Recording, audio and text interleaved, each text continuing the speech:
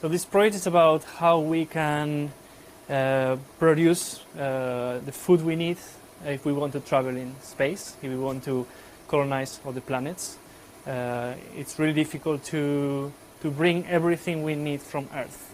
Just think that an astronaut consumes between half a kilo and 1.5 kilograms of food per day, and every kilogram we ship to space can be 20,000 US dollars. So imagine every meal can be something like $10,000. So what if we just make the food we need in space instead of bringing it from Earth?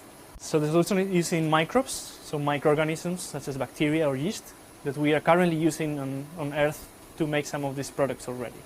So we can do microbial foods, we can produce ingredients like vitamins that are required for human health, we can make bioplastics, we can make pharmaceuticals.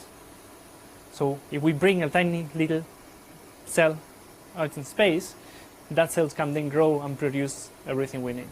In this collaboration, we want to explore space bioreactor.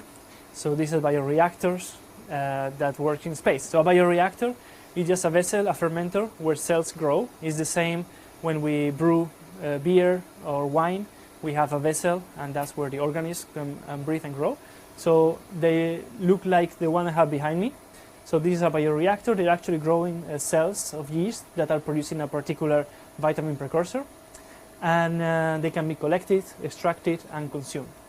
So for space, this is very difficult to bring. So we need to rethink how this bioreactor may look like. So this is where the great collaboration with Frontiers Space is coming along, and they are developing devices that will work in space as our bioreactors work in our planet. And they look like something like that, but smaller, more modest, but this will allow us to generate a lot of information on how these cells behave in space conditions. Yeah, so our entire lab actually just about this tall by 10 by 10. It weighs just under 1 kilogram. It has about 3 experiments on board. So we have optical capability, we have the experiment that we have with Imperial, and we also have our own microfluidic device experiment. But what we're seeing now is that the whole space infrastructure is getting built. So we're going to have commercial space station. We have much more regular uplift and downlift capability that enables us to really build and permanently station our bioreactors. That way, we can manufacture, let's say, cancer drugs in space and bring it back down for research or therapeutics. But down the line, when we have the moon base, we need these kind of bioreactors to be able to really sustain permanent settlement of human civilization in this environment.